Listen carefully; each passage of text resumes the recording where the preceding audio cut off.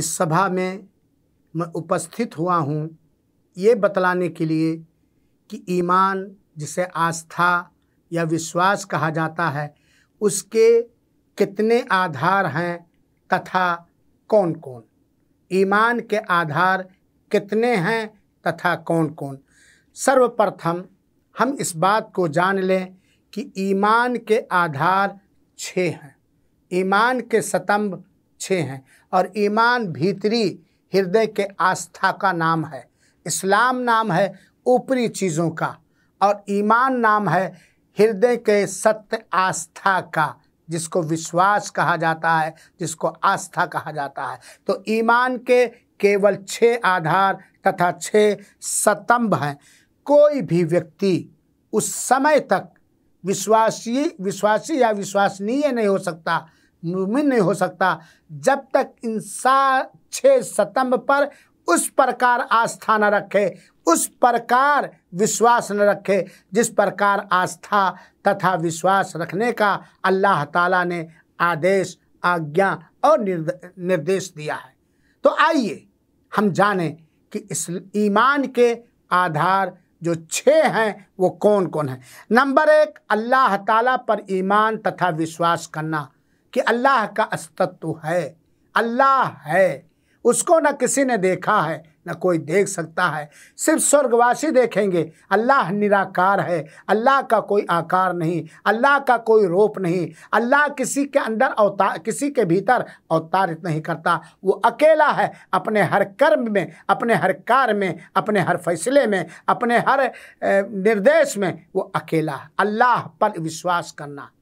Number 2, अल्लाह के फरिश्तों, देवदूतों पर विश्वास करना। इस बात पर आस्था रखना और विश्वास करना कि अल्लाह की एक रचना फरिश्ते, दूत हैं जो असंख्य हैं, जो अल्लाह की नाफरमानी और तथा अवज्ञा नहीं करते। वो सदैव अल्लाह का आज्ञा पालन करते हैं।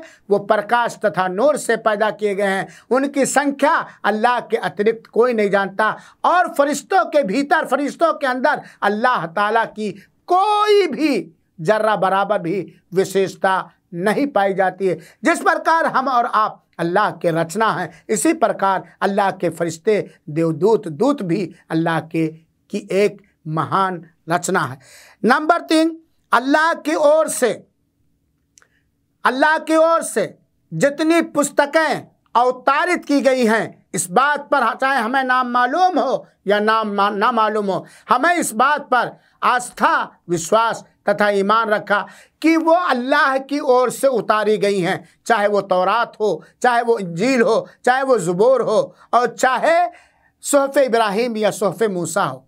साथ ही साथ अल्लाह की ओर से जितनी पुस्तकें उतारी गई, हम ये विश्वास रखेंगे, आस्था रखेंगे कि अल्लाह के ओर से उतारी गई। लेकिन हम ये भी आस्था और विश्वास रखेंगे कि शुभ कुरान जो अल्लाह के रसूल अकरम सल्लल्लाहु अलैहि वसल्लम को सबसे बड़ा चमत्कार के रूप में दिया गया था, वो जिस प्रकार अवतारित हुआ वैसे के वैसे आज भी मौजूद है। उसमें कोई हेर फेर और परिवर्तन नहीं हुआ है। और कुरान से पहले पूर्व जितनी पुस्तकें थीं, लोगों ने अपने अपने मन से उसमें परिवर्तन किया, उसमें घटाया और बढ़ाया। और कोई भी अंतिम संदेशता के समुदाय में से परले के दिन तक कोई भी व्यक्ति बिना शुभ कुरान पर अमल किए हुए वो स्वर्गवासी नहीं हो सकता।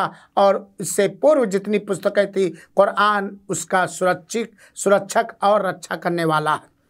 नंबर 4, ईमान के आधार के में से नंबर 4 है अल्लाह ताला ने जितने भी संदेशता, नबी और रसूल भेजे, चाहे हमें उनका नाम मालूम हो चाहे ना मालूम हो। नाम मालूम है तो नाम के साथ, नहीं मालूम है तो बिल्कुल मिन जुमला, कि अल्लाह ने जितने भी संदेशता भेजा है वो सब हमारा आस्था और हमारा विश्वास है कि वो अल्लाह के संदेशता हैं। सब शुभ व्यवहार वाले थे, स्वभाव वाले थे, सब के सब सदाचारी और अमानतदार थे। लेकिन हमें और आपको फॉलो करना है अल्लाह के अंतिम संदेशता मोहम्मद सल्लल्लाहु अलैहि वसल्लम पर, सारे संदेशताओं पर आस्था रखना कि वो अल्लाह के दास, अल्लाह के संदेशता, अल्लाह के नबी और रसूल हैं, और फॉलो करना है, आज्ञा पालन करना है अंतिम संदेशता मोहम्मद सल्लल्लाहु अलैहि वसल्लम का। और इस बात पर भी आस्था रखना कि समस्त संदेशता मनुष्य थे, इंसान थे, आदमी थे, पुरुष थे। और इस बात पर भी वास्ता रखना कि हानि लाभ का कोई अधिकार किसी भी संदेशता को नहीं है। ये सारे अधिकार केवल अल्लाह ताला के हैं। हमारा संदेशताओं के बारे में ये विश्वास और ईमान होना चाहिए, ये अल्लाह के दास हैं, अल्लाह के संदेश को पहुंचाने वाले हैं, अल्लाह के संदेशता हैं। और ईमान के आधार में से पांचवा आधार है महाप्रलय के दिन पर, बदले के दिन पर, क़यामत के दिन पर विश्वास रखना कि एक दिन प्रलय आएगा, महाप्रलय होगा, क़यामत आएगी और सारी की सारी दुनिया नष्ट और भ्रष्ट हो जाएगी। और छठा आधार है प्रत्येक भोग पर, चाहे वो अच्छा हो और चाहे बुरा हो, प्रत्येक भोग पर आस्था रखना, ईमान रखना, विश्वास रखना कि अल्लाह ने जो हमारे भोग में, हमारी किस्मत में, हमारी तकदीर में लिख दिया है वो हो के रहेगा। साथ ही साथ इस बात पर भी आस्था रखना और विश्वास करना कि अल्लाह ने किसी के ऊपर अत्याचार नहीं किया है। अल्लाह का ज्ञान हर चीज़ को उत्पन्न करने से पहले है। अल्लाह हर एक के बारे में, उसकी उम्र, वो क्या खाएगा, किस क्वालिटी का है, वगैरह वगैरह सब जानता था, वही उसके भोग में लिख दिया है। साथ ही साथ अच्छे और बुरे का अंतिम संदेशता द्वारा, शुभ कुरान द्वारा निर्देश भी दे दिया है कि ये स्वर्ग का मार्ग है और ये नरक का मार्ग है।